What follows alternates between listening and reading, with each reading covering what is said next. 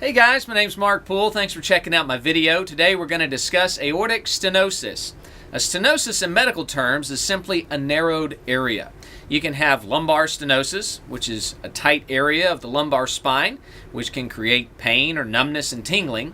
You could have a carotid artery stenosis, a tight area in the artery of the neck, or you can have aortic valve stenosis. Most people just shorten it to aortic stenosis when talking about it. And it's simply where the aortic valves become stiff and hardened, it's calcified and doesn't want to open very well. Typically, the aortic valve will open very nicely, let all the blood out of the heart, and then the aortic valve will close. And it's opened and closed every time your heart is beat for your lifetime. However, over the years, the valve can become thickened and calcified.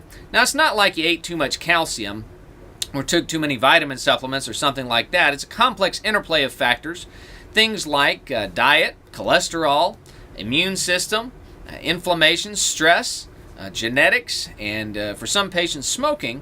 And it's a little bit unclear why some patients develop aortic stenosis and others do not, but it's a common problem. Affects about 3 to 4% of the population, at least up in the ages of 70 and 80 years old. So it affects several 100,000 Americans every year. It can begin to cause symptoms when the valve gets very tight. Typically, the area for the blood to flow through the valve is about the size of a quarter or maybe even $1/2, about 3 centimeters squared. But as the valve tightens, there's less and less area for flow.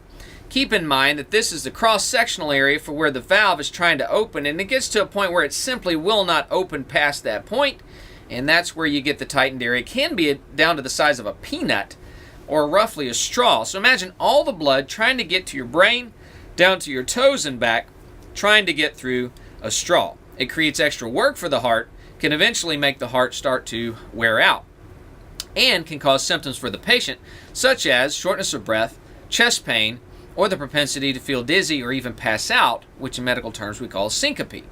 Once these symptoms start, then the patient requires medical attention because it can limit the lifespan. In fact, studies have shown after symptoms begin with severe aortic stenosis, only about half of patients will be alive in 2 years. So we like to intervene before this causes a life-threatening problem.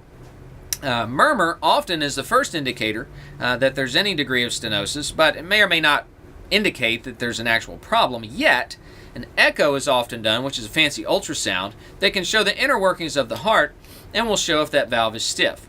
If it's mildly stenotic, really nothing to worry about, kind of follow it over time.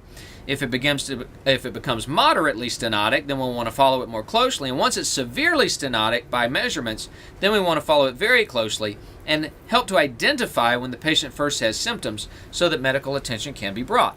Typically, the medical attention is not medical because there's no way to decalcify the valve. There's no dreno for the heart or valve, if you will. But an operation is necessary to replace the bad valve and put a good valve in there. Historically, that's been with an open surgery. Now, with a new technology, we can often go through the groin and avoid the trauma of the open surgery. Of course, that is up to the expertise and opinion of your doctors. So, if you have been having any of those symptoms in the older age category, shortness of breath, pain, or dizziness, please seek out medical attention from your physician, and you may need an echo of your heart, figure out if you possibly have aortic stenosis.